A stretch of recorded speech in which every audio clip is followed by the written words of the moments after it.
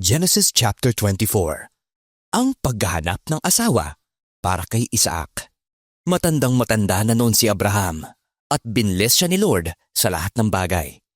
Sinabi niya sa pinakamatandang servant niya na in charge sa lahat ng properties niya, Ilagay mo yung kamay mo sa gitna ng mga hita ko at manumpa ka. Sumumpa ka sa pangalan ni Lord na Diyos ng langit at lupa, na hindi ka dito sa Kanaan hahanap ng babaeng mapapangasawa ng anak ko. Bumalik ka sa bayang pinanggalingan ko at doon ka sa mga kamag-anak ko maghanap ng mapapangasawa ng anak kong si Isaac. Pero nagtanong yung servant, Paano po kung ayaw sumama ng babae?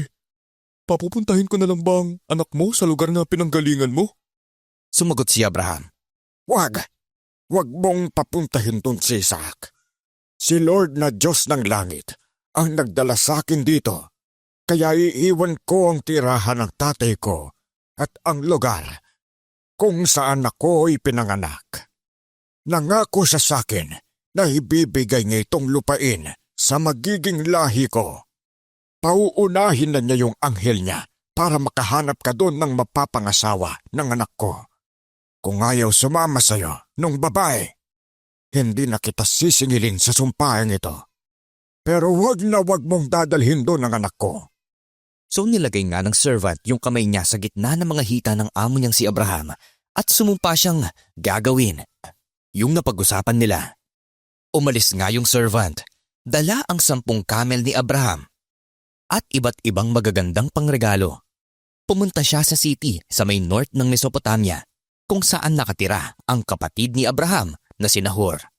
Pagdating niya doon, napahinto niya yung mga camel at pinaluhod sa may balon sa labas ng city. Medyo pagabi na nun at yun yung time na lumalabas sa mga babae para mag-igib ng tubig. Nagpray siya. Lord, Diyos ng amo kong si Abraham, sana maging successful po ako sa pakay ko dito ngayon. Tuparin niyo po ang pangako niyo sa amo kong si Abraham. Nandito po ako ngayon sa may balon. Mamaya, dadating dito yung mga babae sa city na ito para mag-igib ng tubig. Makikiinom ako sa isa sa kanila. Pag pumayag yung dalaga at pinainom din niya yung mga camel ko, siya na nga ang pinili mo para sa servant mong si Isaac. Pag nangyari ito, alam kong tinupad mo na ang promise mo sa amo ko. Bago pa siya matapos mag-pray, dumating si Rebecca na may dalang jar sa balikat niya. Anak siya ni Betuel, na anak naman ng kapatid ni Abraham na si Nahor at ng asawa nitong si Bilka. Napakaganda ni Rebecca. Dalaga siya at virgin pa. Bumaba siya papunta sa may balon at pinuno yung jar niya. Tapos umakyat siya pabalik. Tumakbo yung servant papunta sa kanya at sinabi, Pwede ba akong makiinom kahit konti? Sabi niya, Sige sir, inom po kayo. Binaba niya agad yung jar at inalalayan niya yun habang umiinom yung servant. Pagkatapos uminom nung servant, sabi ng babae, Paiinumin ko na rin yung mga camel hanggang sa gusto nila. Binuhos niya agad yung laman ng jar niya sa pinag-iinuman ng mga hayop. Tapos, tumakbo siya sa balon para umigib pa ng tubig. Hanggang sa mapainom niya lahat ng camel. Tahimik lang siyang pinanood yung servant. Tinitignan kung siya na ba ang sagot ni Lord sa prayer niya. Nung napainom na yung mga camel, nilabas ng servant yung dala niyang mamahaling gold na hikaw sa ilong at 2 malalaking bracelet. At sinuot yun sa babae. Tapos nagtanong siya, Kaninong anak ka? Pwede ba kaming makitulong sa bahay niyo? Sumagot ang babae, Tatay ko po si Betuel. Anak siya ni Nahor at Milka. Maraming pagkain ng camel sa bahay namin at meron ding space doon na pwede niyong pagstayan. Nagbawang servant at sumamba kay Lord. Sabi niya, Praise the Lord! Ang Diyos ng amo kong si Abraham. Naging tapat siya. Tinupad niya ang pangako niya. Dinala ako ni Lord dito mismo sa mga kamag-anak ng amo ko. Tumakbo yung dalaga papunta sa bahay ng nanay niya at kinuwento niya sa kanila yung nangyari. May kuya si Rebecca. Laban ang pangalan. Tumakbo si Laban papunta sa balon kung nasan yung servant. Nakita niya kasi yung hikaw sa ilong ni Rebecca at yung mga suot nitong bracelet. Narinig din niya kay Rebecca yung mga sinabi ng servant. So pumunta nga siya sa balon at nakita niyang nakatayo doon yung servant kasama ang mga camel. Sinabi ni Laban, "Bakit nandiyan ka sa labas? Halika na! Lalaking binles ni Lord. Pinaredy ko na yung tutuluyan niyo sa bahay, pati yung lugar para sa mga camel mo." Pumasok nga yung servant sa bahay. Kinalagan ni Laban yung mga camel at pinakain ng mga yun ng dayami. Binigyan niya yung servant at mga kasama nito ng tubig na panghugas ng paa nila. Nung nakaahin na ang pagkain, sabi ng servant, Hindi ako kakain hanggat di ko nasasabi yung pakay ko. Sabi ni Laban, "Sige, sabihin mo na." Ito yung sinabi niya. Servant ako ni Abraham. Sobrang binles ni Lord ang amo ko at pinayaman niya talaga. Binigyan siya ng maraming tupa at kambing, maraming baka, mga silver at gold, mga aliping lalaki at babae, mga camel at mga donkey. Matanda na yung asawa niyang si Sarah nung nagkaanak sila at binigay ng amo ko ang lahat ng yaman niya sa anak niya. Pinagpromise ako ng amo ko. Sabi niya sa akin, "Huwag ka dito sa Kanaan humanap ng babaeng mapapangasawa ng anak ko. Pumunta ka sa bayan ng tatay ko at mga kamag-anak namin at doon ka maghanap ng mapapangasawa niya." Tapos, tinanong ko yung amo ko, paano kung ayaw sumama ng babae? Sabi niya, si Lord ang lagi kong sinusunod. Magpapadala siya ng anghel na sasama sa iyo at ibe-bless niya ang lakad mo. Makakahanap ka ng mapapangasawa ng anak ko galing sa mga kamag-anak ko, sa pamilya ng tatay ko. Pag tumanggi yung kamag-anak ko, hindi na kita sisingilin. Yun lang ang kondisyon para makalaya ka sa sumpaan natin.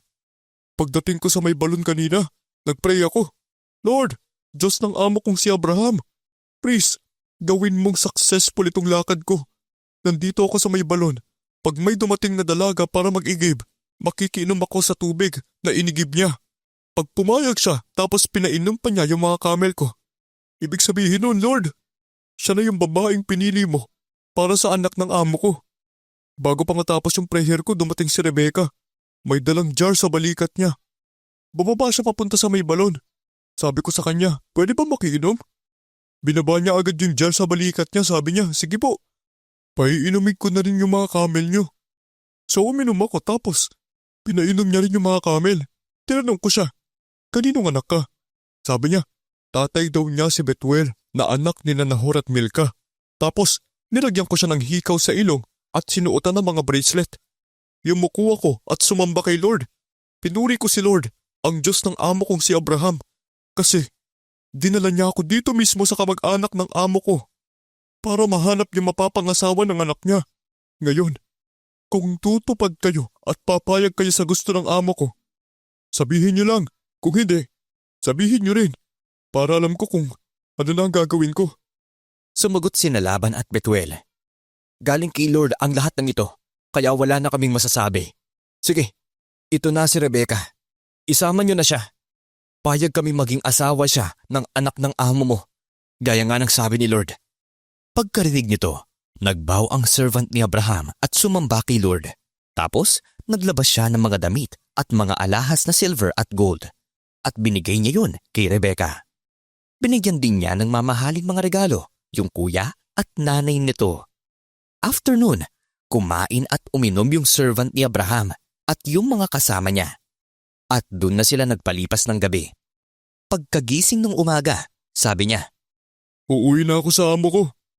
pero sabi ng kuya at nanay ni Rebecca, "Baka pwedeng magstay muna si Rebecca dito sa amin ng ilang araw.